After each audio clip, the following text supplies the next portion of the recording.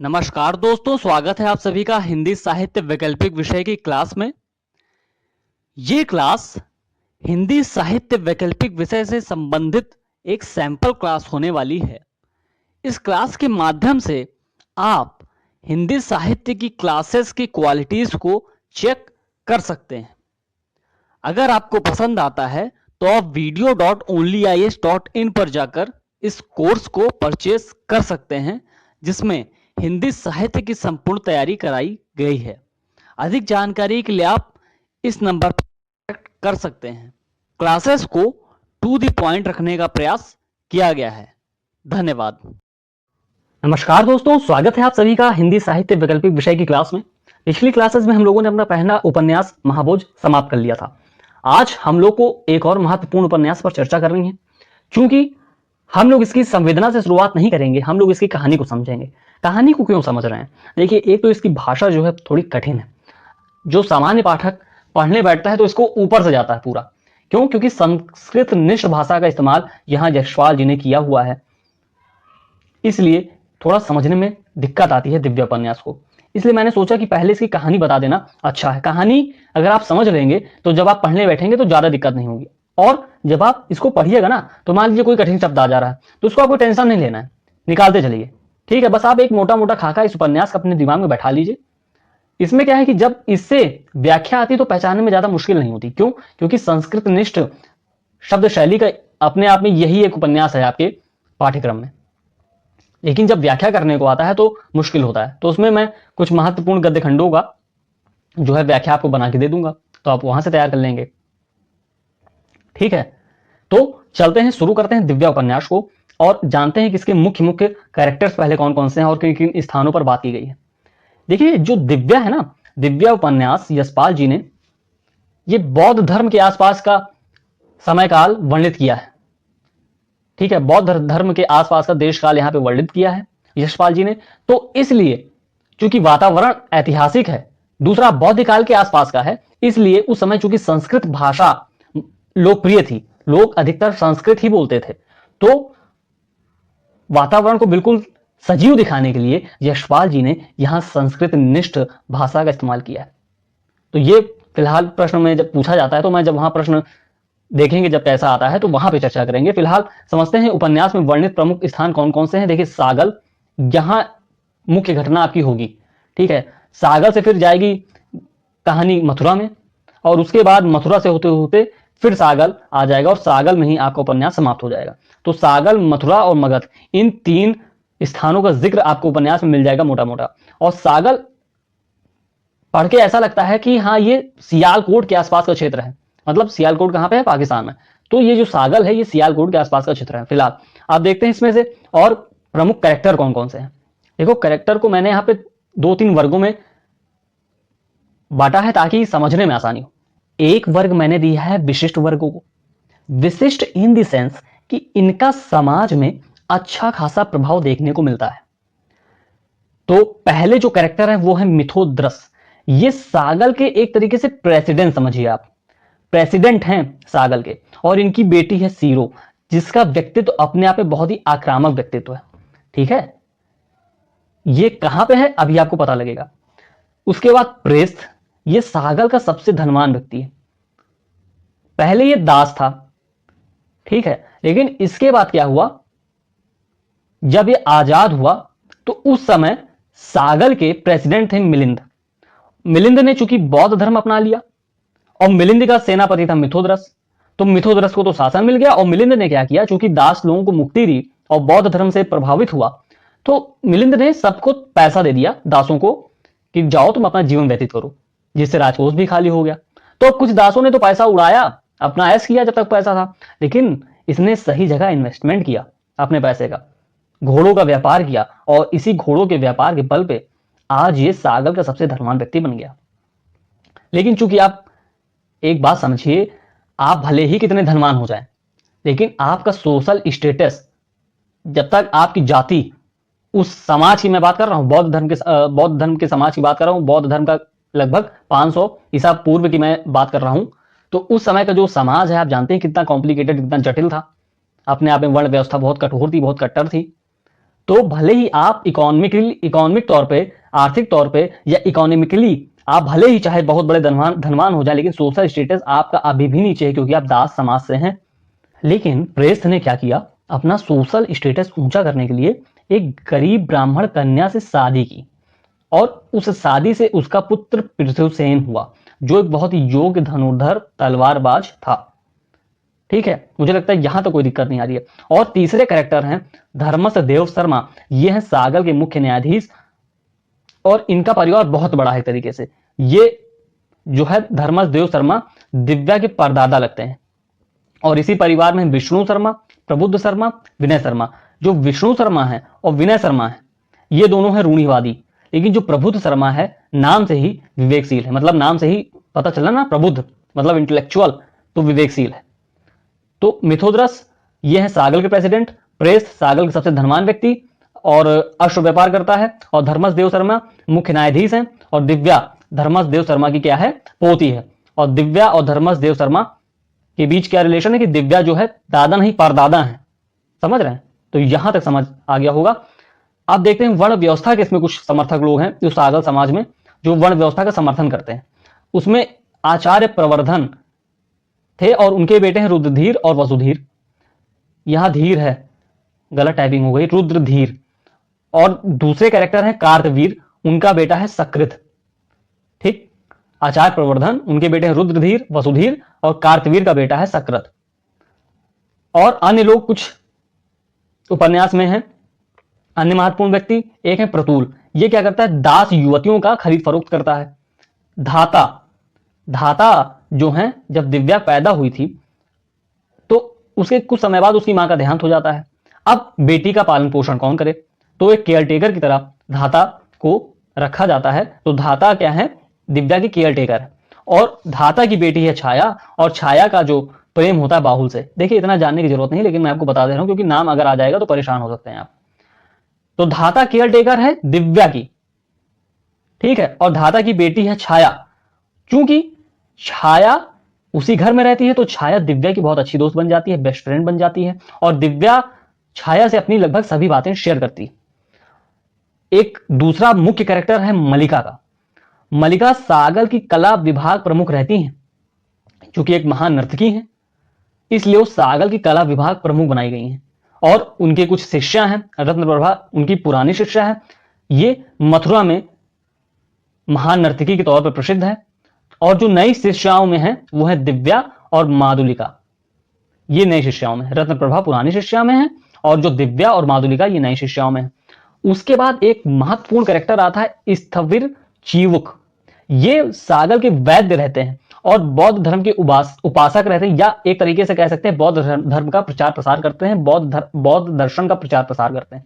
मतलब क्या है, हर सर्वम दुखम दुखम ना, आपने पढ़ा होगा ना एंशिएंट हिस्ट्री में। मतलब सब कुछ दुखी दुख है, दुख का कारण तृष्णा है, इच्छाएं छोड़ो, वासनाएं छोड़ो। तो स्थविर चूक यही सब बातें करते हैं। उसके बाद आपको एक ऑप्टिमिस्टिक कैरेक्टर यहां देखने को मिलता है मारिस। एक्चुअली में ये बदनाम है एक तरीके से। ये जो क्या करते हैं, जो आता है बोल देते हैं। और आप जानते हैं समाज में वही लोग बदनाम होते हैं जो सीधी बात करते हैं। जो जितना ही फ्लैटरिंग पर्सन होता है वो समाज में उतना बदनाम नहीं होता है, क्योंकि वो बातों को सजा संवार कर प्रस्तुत करता है, सुनने वाला प्रभावित हो जाता है उससे, इसलिए उसको मानने लगता है। लेकिन जो मारिस है ये सीधी सीधी बात कर देता है, ठीक है। और ये चारवाक दर्शन का प्रतिनिधि के तौर पे इस उपन्यास में दिखाया गया है। चारवाक दर्शन मैंने आपको बताया था पिछली क्लासेस में, आपको ध्यान होगा कि चारवाक दर्शन हमारे भारतीय दर्शनों में से इकलौता दर्शन है जो भौतिकवाद पर आधारित है, ठीक है। हमारे भारतीय दर्शन में 9 दर्शन हैं, लेकिन चारवाक जो दर्शन है ये इकलौता दर्शन है जो भौतिकवाद पर आधारित है। मतलब इहलोक, आत्मा, इससे उसको कुछ भी लेना देना नहीं। इहलोक मतलब जो सब कुछ है यही संसार है, संसार में जी लो, ऐसे जियो, मस्ती से जियो, ठीक है। परमात्मा, स्वर्ग, इन सबका टेंशन ना लो। चारवाक दर्शन का ये मतलब है। और चारवाक दर्शन को ही लोकायत दर्शन भी कहा जाता है। क्यों? क्योंकि लोगों में बहुत प्रसिद्ध है। आम लोगों को यही सब दर्शन समझ में आता है। आम लोगों को क्या मतलब, अब देखो उनके पास रोजी रोटी के लिए रोज कुछ ना कुछ लड़ाई झगड़ा, मतलब मेहनत करनी पड़ती है, और किसी तरह से रोजी रोटी कमाते हैं। अब इनको इसी तरह का दर्शन समझ में आएगा ना। इनको कोई बहुत गहरे दर्शन समझाने की कोशिश करेंगे, शंकराचार्य का अद्वैतवाद समझाने की कोशिश करेंगे, वो हाथ जोड़ के चले जाएंगे, भैया अपना दर्शन अपने पास रखो, हम जा रहे हैं। तो ये जो चारवाक दर्शन है इसे लोकायत दर्शन कहा जाता है, क्योंकि ये लोगों में, आम लोगों में लोकप्रिय है। फिलहाल अब चलते हैं हम अपनी कहानी पर और समझते हैं कि इस उपन्यास में क्या क्या कहा गया है। इस उपन्यास की शुरुआत होती है कि सागल में एक बहुत बड़ा उत्सव का आयोजन हो रहा है और मलिका, जो सागल की सबसे महान नर्तकी हैं, आज स्टेज पर परफॉर्म करने वाली हैं। अब पूरे 2 साल बाद मलिका स्टेज पर परफॉर्म कर रही हैं, क्योंकि मलिका की बेटी की मृत्यु हो गई थी और इसी दुख से वो स्टेज पर नहीं आ रही थी। लेकिन आज मलिका आ रही हैं और ये खबर सुनकर पूरा सागल समाज पागल है, ताली बजा रहा है, ऑडियंस इकट्ठा हो चुकी है, मन सज चुका है। और इसी उत्सव में आज 2 प्रतियोगिताएं होने वाली हैं। एक तरफ है बॉयज, एक तरफ है गर्ल्स। लेकिन बॉयज और गर्ल्स के बीच में प्रतियोगिता नहीं हो रही है, बॉयज और बॉयज के बीच में, मतलब लड़के और लड़कों के बीच में, और गर्ल्स लड़कियों के ही बीच में प्रतियोगिता हो रही है। अब जो बॉयज में जो जीतेगा वो गर्ल्स की पालकी उठाएगा और उसको घर तक पहुंचाएगा। देख रहे हैं किस तरह का इनाम है। हमेशा बॉयज अपने आप को अंडर एस्टिमेट करते हैं, इसी सब चाटुकारिता में पड़े रहते हैं। फिलहाल अब क्या होता है कि बॉयज की जो प्रतियोगिता है वो तलवारबाजी की है और गर्ल्स की जो प्रतियोगिता है वो डांस की है। तलवारबाजी में खुद एक तो पृथुसेन रहता है, दूसरा रहता है सुकृत। सकृत, सकृत कौन? कार्तवीर का पुत्र। एक पृथुसेन कौन? प्रेस्त का पुत्र। और 4 अन्य लोग। अब इनके बीच तलवारबाजी होती है, अच्छे खासे तलवारबाजी होती है और अंत में जो हम मिथोदरस कौन? सागल का प्रेसिडेंट, वो फैसला सुनाते हैं कि हाँ पृथुसेन, तुमने बहुत अच्छी तलवारबाजी की, तुम सच में बहुत अच्छे तलवारबाज हो, लेकिन चूंकि तुमने अपने स्थान से बाईं तरफ तलवार चलाई और वहां उस तलवारबाजी का कोई यूज नहीं था, अर्थात तुमने अपनी शक्ति का अपव्यय किया है, इसलिए हम यहां घोषित करते हैं कि इस प्रतियोगिता का जो विजेता है वो सकृत है। अब तालियां बजने लगी, तर तर तर तर बिल्कुल तालियां एकदम गूंज रही हैं। लेकिन पृथ्वीसेन कहते हैं ठहरिए, रुकिए, मैं आपको तलवारबाजी का एक सिद्धांत बताता हूं। तलवारबाजी में हमेशा यह सिखाया जाता है कि दुश्मन कभी भी अपना भेष बदलकर हमला कर सकता है। तो मैंने अपने बाईं तरफ तलवार इसलिए चलाई क्योंकि यहां एक खंबा था और मैंने इसको चूंकि दुश्मन समझा, इसलिए इस पर तलवार से हमला किया। और पृथुसेन ने इसको छू कर दिखाया और एक खंबा चूर चूर होकर गिर पड़ा। अब फिर तर तर तर तर तालियां बजना शुरू हो गई। उस ऑडियंस में बिल्कुल खुशी की लहर दौड़ पड़ी। तो मिथोदरस कहते हैं कि अच्छा मुझे देखो भैया, हम थोड़ा बुजुर्ग हो चुके हैं, अब हमें कम दिखाई पड़ता, हम इतना नहीं देख पाए थे तुम्हारी तलवारबाजी, लेकिन हाँ चलो विनर तुम हुए। अब उसी ऑडियंस में से एक रुद्रधीर वो उठते हैं, अरे ऐसे कैसे? रुद्रधीर का लड़का सुकृत, यहां रुद्रधीर का लड़का नहीं है सुकृत, कार्तवीर का लड़का। लेकिन रुद्रधीर चूंकि वर्ण व्यवस्था के समर्थक हैं और भाई जीते कोई भी हमारे वर्ण का ही हो, हमारी बिरादरी का ही हो, यह मतलब है यहां रुद्रधीर का। रुद्रधीर की उच्च कुल के हैं, ऊंचे कुल के हैं, इसलिए चाहते हैं कि कोई ऊंचे कुल का व्यक्ति ही विजेता बने। तो रुद्रधीर खड़े होते, अरे आप ये कैसे निर्णय बदल सकते हैं? तो मिथोदरस कहते हैं भैया देखो, हम प्रेसिडेंट हैं, ठीक है, हम अपना जो है निर्णय बदल सकते हैं, बिल्कुल बदलेंगे। और विजेता करार दिया पृथुसेन को। उधर लड़कियों में कुमुदसेना, माधुलिका, दिव्या, ये 3 लड़कियां डांस करती हैं और दिव्या अपने डांस में मराली का आत्मसमर्पण की थीम लेकर डांस दिखाती है ना। आपने बहुत डांस देखा होगा जिसमें एक थीम को लेकर चलता है वो डांस। तो दिव्या मराली का आत्मसमर्पण दिखाती है। मराली का मतलब होता है हंसनी, ठीक है। और इस प्रकार दिव्या के डांस में मलिका स्वयं साथ दे रही। अब आप देखिए, गुरु किसी एक पर्टिकुलर शिष्य को फेवर कर रहा है। फिलहाल दिव्या इस प्रतियोगिता की विजेता हो जाती हैं। तो लड़कों में जीता पृथुसेन और लड़कियों में जीती दिव्या। लेकिन अब बात आती है पालकी उठाने की।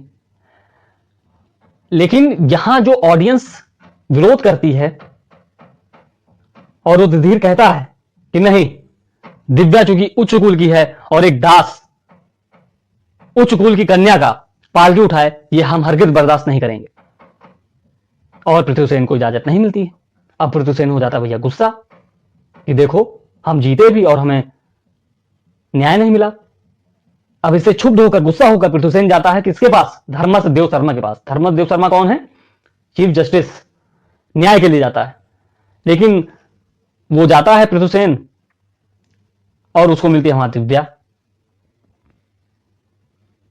और दिव्या मिलती है, फिर कहती है ठीक है, विश्वास दिलाती हूं मैं तुमको कि तुम्हें न्याय मिलेगा।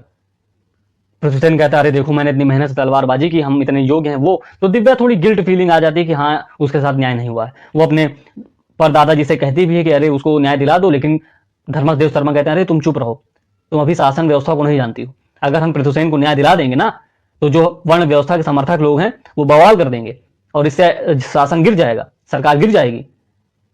तो फिलहाल दिव्या लेकिन कहती है ठीक है, हमने दादाजी से बात कर ली, वो बात करेंगे।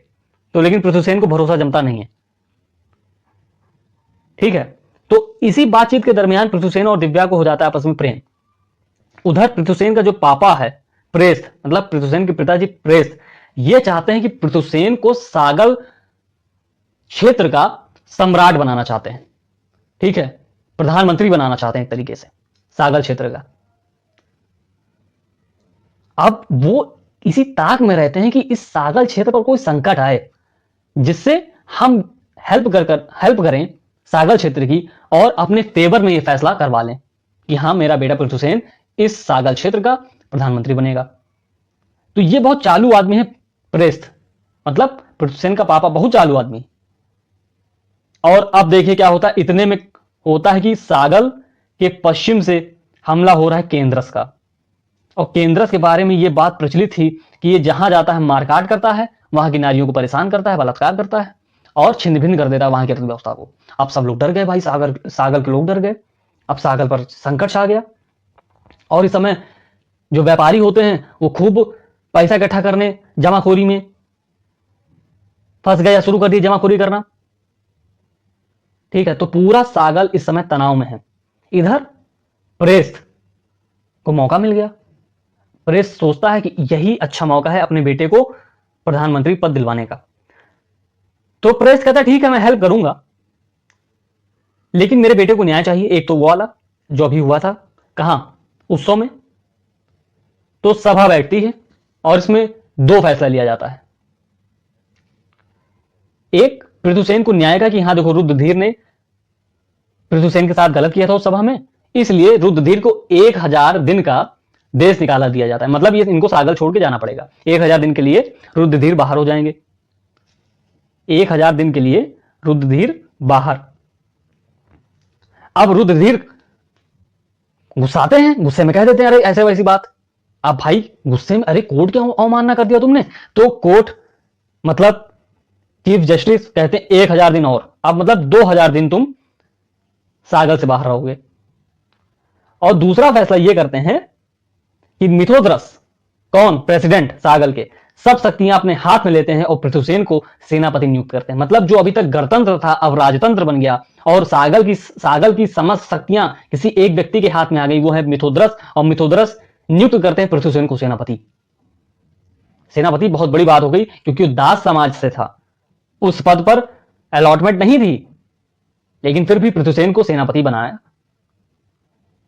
और इस तरह पृथुसेन सेनापति बन जाता है। और वहां कुछ घोषणाएं होती हैं, 3-4 घोषणाएं होती हैं। एक ये कि जो किसान इस युद्ध में सागल की गवर्नमेंट का साथ देगा, सागल की आर्मी में भर्ती होगा, उसको राजस्व से मुक्ति हो जाएगी।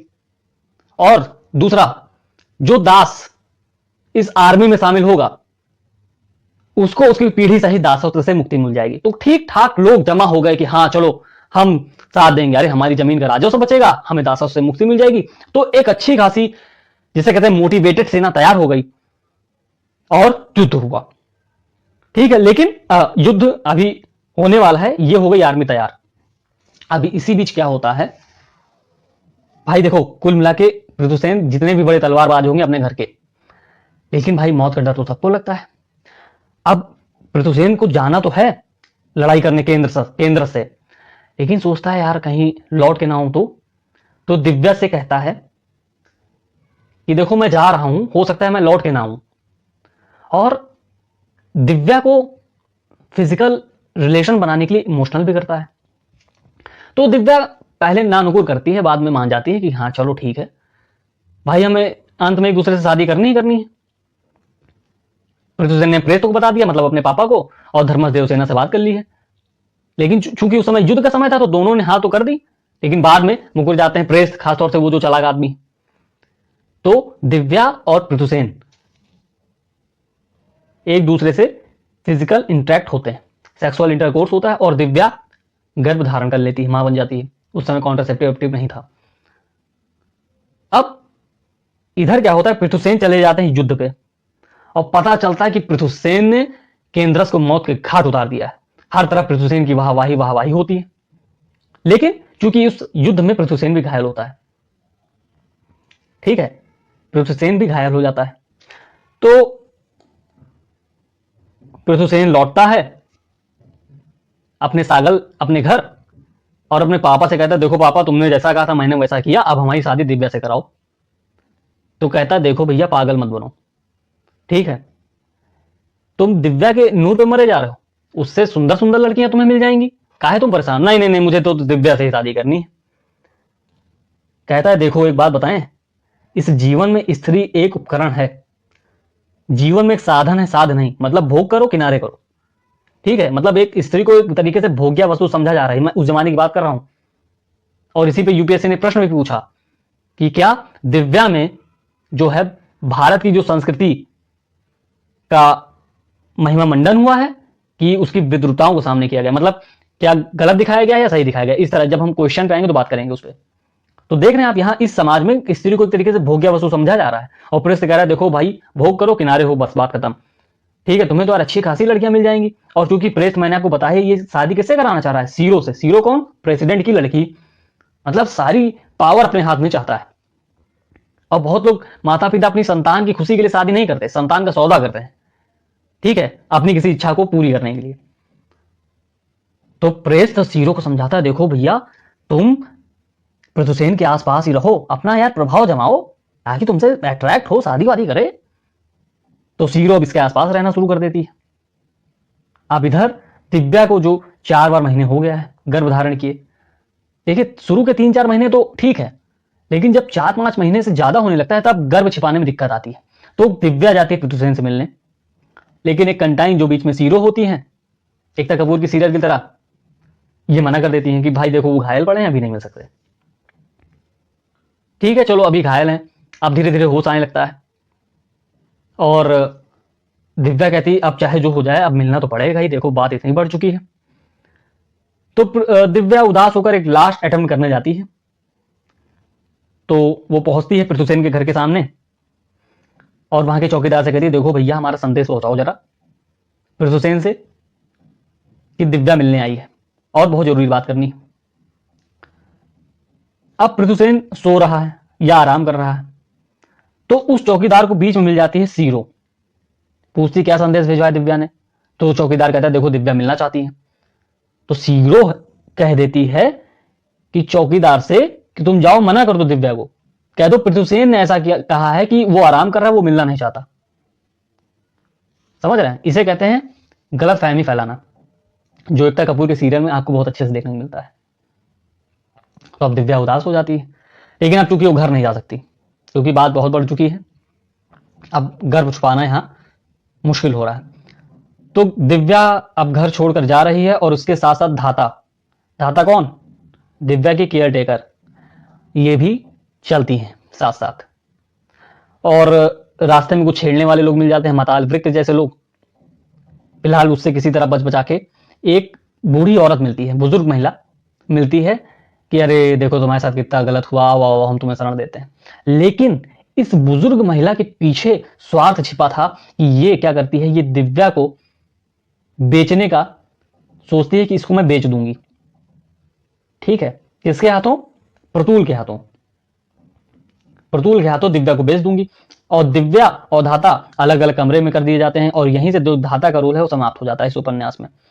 तो अब दिव्या को बेच दिया उस बूढ़ी औरत ने प्रतुल के हाथ, ठीक है, प्रतुल क्या, जो दासियों की खरीद फरोख्त करता था। तो प्रतुल के हाथ दिव्या को उस बूढ़ी औरत ने बेच दिया है। और उस समय का समाज में दिखाया जा रहा है किस तरह से दासियों की कंडीशन थी।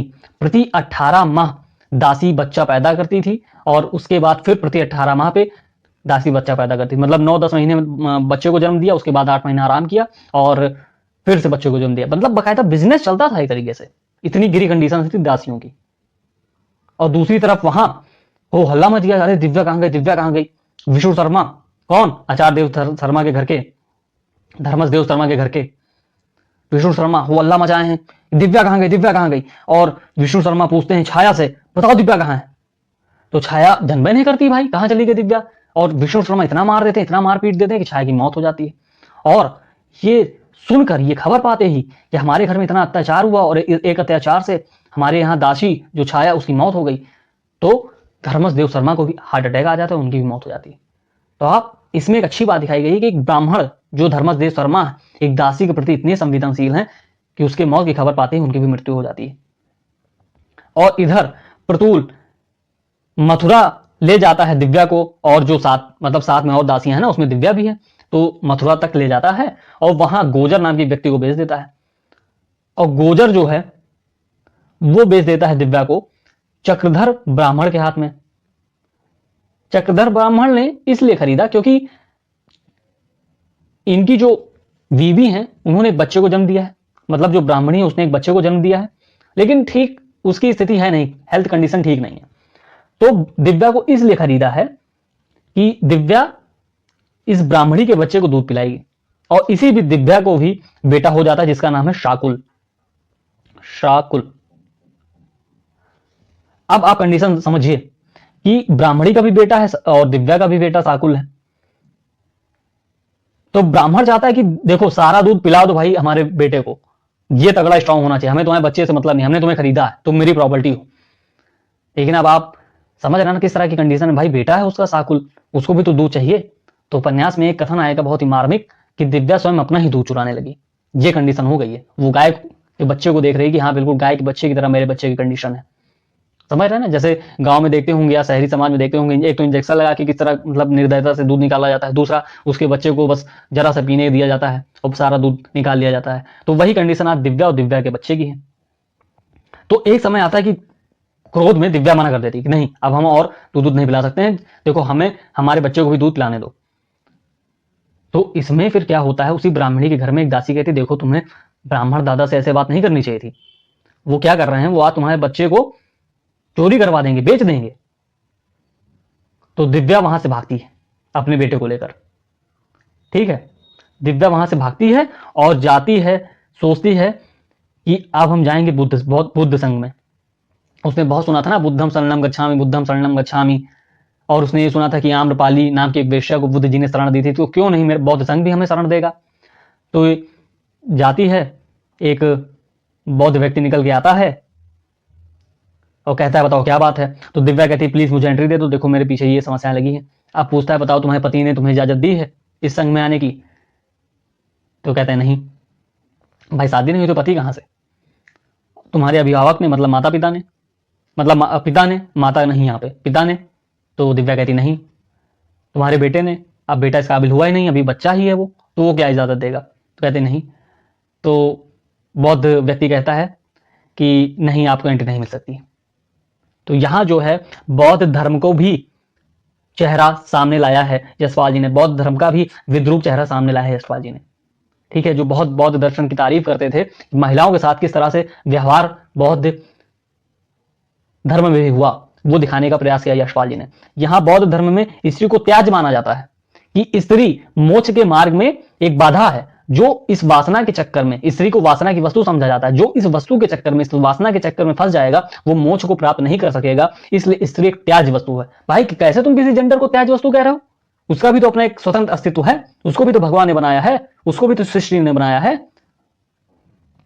तो बौद्ध धर्म का जो चेहरा है यशपाल जी ने सामने लाने की कोशिश की है। और अब कहानी आगे बढ़ती है और चूंकि दिव्या ने क्वेश्चन किया है कि बुद्ध जी ने भी तो आम्रपाली को एंट्री दी थी, तो वो कहता है अरे देखो आम्रपाली थी वेश्या, और वेश्या एक स्वतंत्र महिला होती है। तो अच्छा ये बात है, तो मतलब वेश्या को शरण दे रहे हो इस बात पे कि स्वतंत्र महिला होती है, ठीक है ना, तो कोई बात नहीं। तो अब दिव्या सोचती है मैं वेश्या बनूंगी, तो मथुरा जाती है। मथुरा में चली जाती, ये सब कंडीशन मथुरा में चल रही है। अब किसी तरह उसके पीछा करते करते ब्राह्मण आ चुका है और दिव्या अपने बच्चे को लेकर यमुना तट पे यमुना नदी में कूद गई। अब यमुना नदी में कूद गई तो उसका बेटा मर जाता है, ठीक है। किसी तरह रत्न प्रभा ने दिव्या को बचाया। रत्न प्रभा कौन? मलिका की शिष्या जो मथुरा में नर्तकी है। तो रत्न प्रभा ने किसी तरह दिव्या को बचा लिया, लेकिन उसके बेटे को नहीं बचा पाई। अब वहां मथुरा के राजा रवि शर्मा वहीं घूम रहे थे आसपास और ये सब जो है घटनाक्रम सुना।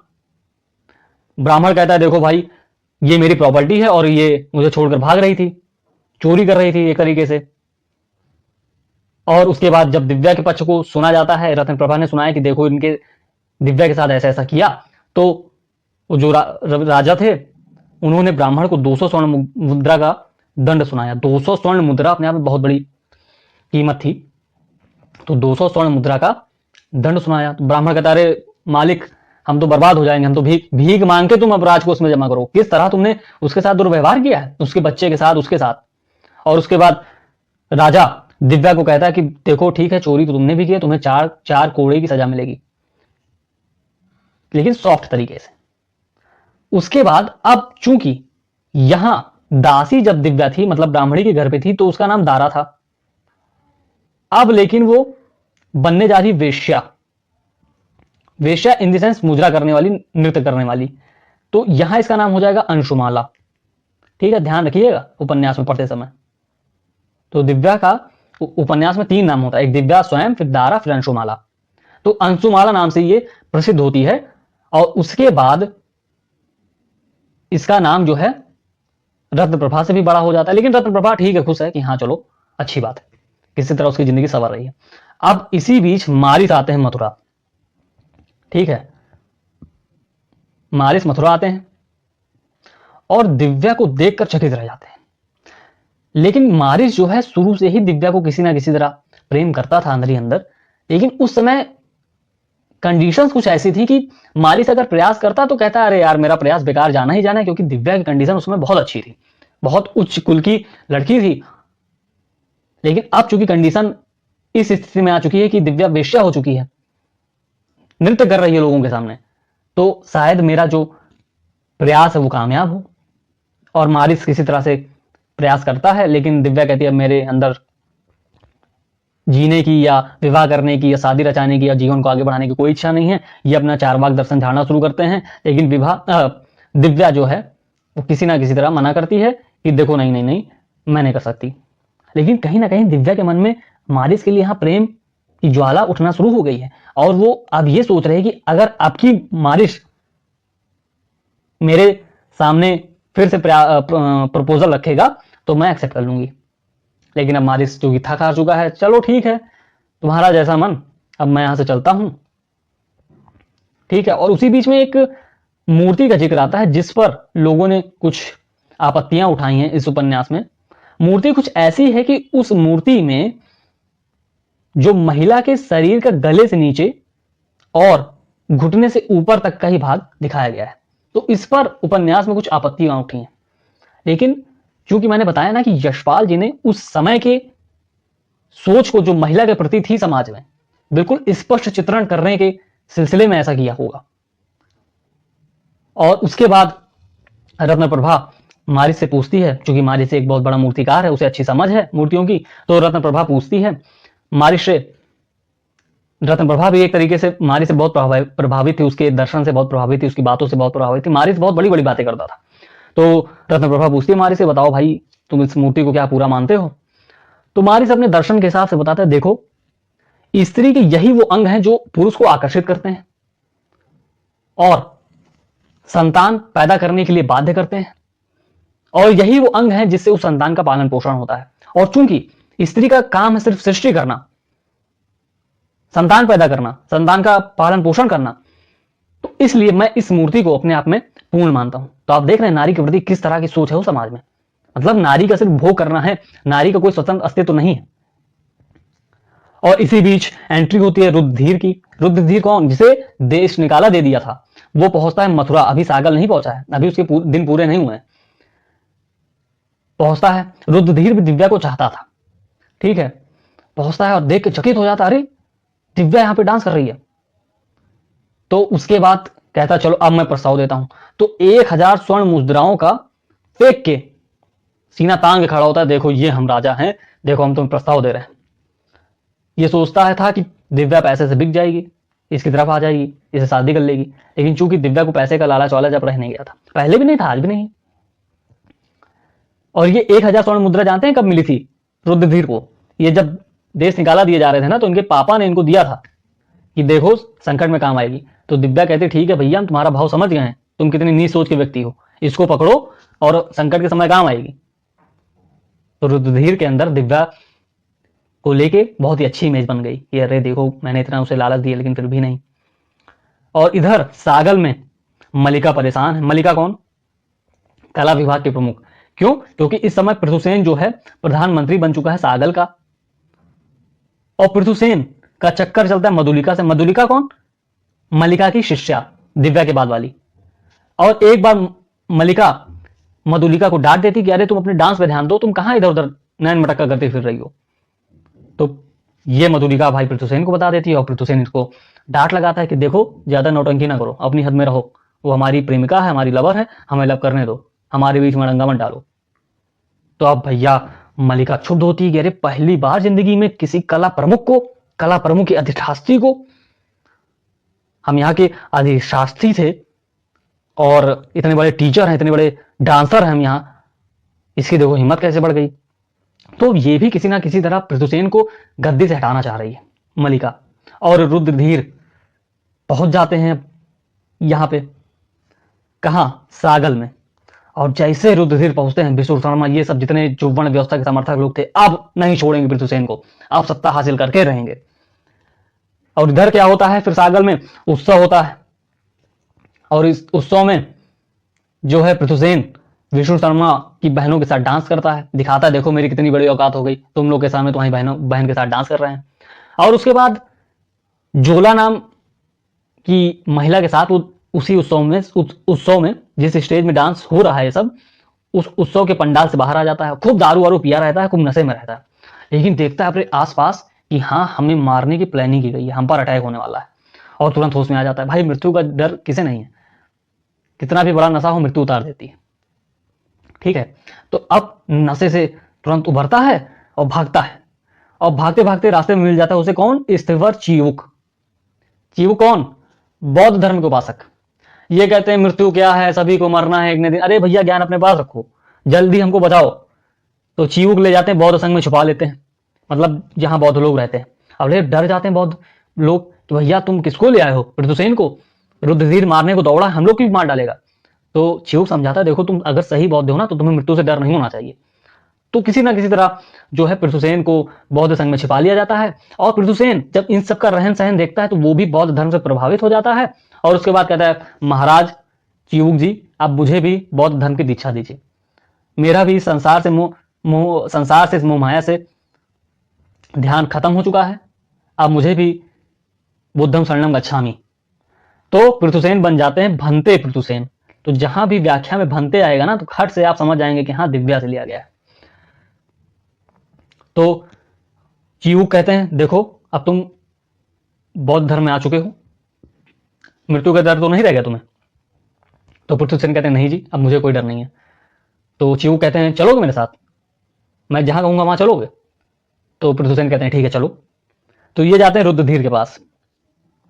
अब ध्यान रखिए पृथुसेन यहाँ पूरा बाल बाल छिला दिए, बिल्कुल भगवा कपड़ा पहन के और झोला हाथ में लिए चल रहे हैं। आपने बौद्ध भिक्षुओं की ड्रेस देखी होगी ना, तो उसी ड्रेस में बिल्कुल बाल बाल छिला के जा रहे हैं। तो पहली बार में रुद्रधीर पहचान नहीं पाया, लेकिन जब कहा हे यार मैं भंते पृथुसेन, आपको भय से मुक्त करने आया हूं, मतलब कि अब मैं पृथुसेन आप तुम्हारे ऊपर कभी हमला नहीं करूंगा। रुद्रधीर तुम अच्छे से शासन करो, मेरा शासन और मोह माया से काम खत्म हो चुका है, मैं अब इस पर ध्यान नहीं लगाऊंगा, ठीक है, क्योंकि मैं बौद्ध भिक्षु बन चुका हूं, मैं बौद्ध धर्म में मैंने बौद्ध धर्म को स्वीकार कर लिया है। तो कहता है ठीक है रुद्रधीर आप अपना काम करिए और मैं अपना काम करता हूं। ठीक है। इसी बीच क्या होता है, मल्लिका होने लगती है बूढ़ी। अब जब बूढ़ी होने लगती है तो ये कला विभाग की प्रमुख रहती है ना, आप किसी ना किसी तरह इसको अपना पद खाली करना है और एक ईमानदार और रिस्पॉन्सिबल व्यक्ति को इस पद पर बैठाना है। तो ये कॉल करती है किसको, रत्न प्रभा को। कॉल मतलब मोबाइल वाले उस जमाने में नहीं था, बस इसे आप समझिए किसी तरह। ये कॉल करती है रत्न प्रभा को, देखो तुम्हारे पास कोई बढ़िया नर्तकी है, बताओ, मुझे बैठाना है यहाँ पे इस पद पर। तो रत्न प्रभा भेजती है किसे, अंशुमाला को। ये अंशुमाला कौन, दिव्या। और सागल में एक बार फिर से मन सस्ता है, सब लोग देखने के लिए उमड़ पड़े हैं, तालियां बज रही हैं कि आज देखते हैं कि कला वर्ग की अधिष्ठात्री का पद कौन लेने वाला है। तो सब लोग जमा है बिल्कुल। और उसके बाद मल्लिका दिव्या को पद देने वाली है, लेकिन जनता से विरोध होना शुरू हो जाता है। और उसके बाद दिव्या जब अपना विरोध सुनती है तो कहती है कि रुद्रधीर इस पर विचार करेंगे। रुद्रधीर कौन, उस समय का प्रधानमंत्री। तो रुद्रधीर मना कर देता है, देखो तुम्हें पद नहीं मिल पाएगा। क्यों, क्योंकि तुम इस समय वेश्या हो चुकी हो। ठीक है। तो दिव्या भी सोचती है, अरे सागल समाज ने मुझे कितना दुख दिया, अभी भी कितना दुख देगा। तो दिव्या उस स्टेज से उतरकर सड़क पर चलना शुरू कर देती। अब इसके पीछे पीछे सारी ऑडियंस चलना शुरू कर देती है और जाकर सागल के एंड में एक धर्मशाला है, वहां बैठती है। अब वहां प्रस्ताव आना शुरू हो जाते हैं। देखिए किस तरह, मतलब कितनी मांग है स्वयं दिव्या की। एक वक्त क्या था, आज एक वक्त क्या है। पहुंचते हैं सबसे पहले रुद्रधीर, ये फिर जाते हैं, अटेम्प्ट देते हैं। मतलब इसको इतनी बार माना गया दिव्या ने, लेकिन फिर ये प्रयास करते हैं कि चलो अब फिर से प्रपोज करते हैं, शायद मान जाए। तो कहती है न, मुझे तुमसे शादी नहीं करनी है। अरे तुम कुल नारी बनोगी, रुद्रधीर कहता, तुम भैया मेरे कुल की कुल नारी बनोगी, तुम्हें इतना बड़ा पद मिलेगा। एक बात मैं आपको यहां बताना चाहता हूं, देखिए अमीर हो या गरीब, अमीर समाज में जहां ये कुल नारी, कुल श्रेष्ठ, ये सब का जो पद आता है, आप देखेंगे भले उस पद पर महिला को बैठा तो दिया जाता है, लेकिन महिला कोई स्वतंत्रता नहीं रहती। महिला को कोई स्वतंत्रता नहीं रहती निर्णय लेने की, अपना निर्णय स्वयं लेने की या समाज की, शासन की। तो एक तरीके से जब वो कुल नारी बन जाती है तो उसकी स्वतंत्रता छिन जाती है। तो दिव्या कहती नहीं, मैं अपनी स्वतंत्रता नहीं छीनने देना चाहती हूं, मैं तुमसे शादी नहीं करूंगी। उसके बाद पहुंचते हैं कमंडल लेके पृथुसेन, कमंडल नहीं मतलब झोला लेके पृथुसेन पहुंचते हैं। देखो हे देवी अंशुमाला या दिव्या, इन सब में क्या रखा है संसार में, चलो संन्यास लो और मेरे साथ चलो इस संसार से दूर। तो उसको भी नकारती है। एक वक्त भाई इसी के चक्कर में सब कुछ आज इतना हुआ, इसके साथ इसका बेटा मर गया, क्या क्या नहीं हुआ, जितने दुख झेलने पड़े सिर्फ पृथुसेन की वजह से। तो दिव्या निगलेक्ट करती है, इग्नोर करती है, मना करती है कि नहीं, मुझे तुम्हारे साथ नहीं जाना है। और क्यों जाऊं मैं तुम्हारे साथ, एक तो तुम्हारे बौद्ध धर्म में मेरे साथ किस तरह से व्यवहार किया था, मुझे एंट्री नहीं दी थी मेरी समस्या के समय। दूसरा, तुम्हारे बौद्ध धर्म में नारी को त्याज्य मानते हैं, क्या मेरा स्वतंत्र अस्तित्व नहीं है, क्या नारी सिर्फ एक भोग्य है, क्या नारी सिर्फ भोग के करने के लिए है, एक वस्तु है नारी, नारी का भी तो अपना स्वतंत्र अस्तित्व है। और तीसरा पहुंचता है मारिश, और मारिश वहां दिव्या को प्रपोज करता है। और उसके पास चूंकि वो ये लोकवादी दर्शन की बात करता है कि देखो भाई मेरे पास इतनी बड़ी बड़ी बातें नहीं, ना पैसा है ना रुपया है, मैं सीधा तुम्हें प्रपोज करता हूं। और उसके बाद दिव्या इसके प्रपोजल को स्वीकार कर लेती है। और इस तरह से मारिश कहता है कि मैं तुम्हारी नारीत्व की कामना करता हूं और तुम्हें अपना पुरुषत्व देना चाहता हूं, अर्थात संतान उत्पत्ति करना चाहता हूं और ठीक ठाक से जीवन व्यतीत करेंगे। तो दिव्या कहती हे यार मुझे प्रश्रय दीजिए, अर्थात दिव्या मारिस का जो प्रपोजल है उसे स्वीकार लेती है और इस तरह से इस उपन्यास की समाप्ति हो जाती है। उम्मीद है आपको कहानी सुनने में मजा आया होगा। अगली क्लासेस में हम लोग इस पर प्रश्न पर बात करेंगे, किस तरह से प्रश्न इस उपन्यास से पूछे जाते हैं। तब तक के लिए इतना ही दोस्तों, बहुत बहुत धन्यवाद। जय हिंद।